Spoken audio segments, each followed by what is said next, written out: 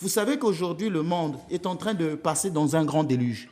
Et les seuls qui seront sauvés de ce grand déluge, c'est ceux qui sont dans la nef, ceux qui sont dans le bateau de Noé. Noé en avait sauvé que 8. Pendant qu'il prêchait, bientôt il y aura le déluge, les gens ne l'écoutaient pas. Noé a prêché, il a prêché, les gens ne l'écoutaient pas. Mais Dieu ne peut pas bénir tout le monde. Et quand le déluge est arrivé, 8 personnes ont été sauvées. Ce sont ceux qui étaient dans la nef, dans le navire. C'est pourquoi dans l'église est un navire qui est en train de passer à travers le déluge de ce monde. Et seuls seront sauvés ceux qui sont dans l'église. En dehors de l'église, il n'y a point de salut. C'est donc la première prédication, c'est la pénitence. Et quand les apôtres ont commencé leur prédication, ils ont dit, faites pénitence et que chacun de vous se fasse baptiser. Acte 2, verset 38. Donc la pénitence était la condition première du baptême.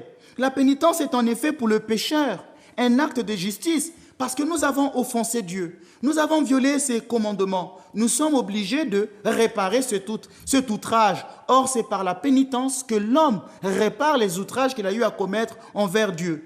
Une vie chrétienne qui n'est pas bâtie sur la pénitence, c'est comme un bâtiment sans fondation.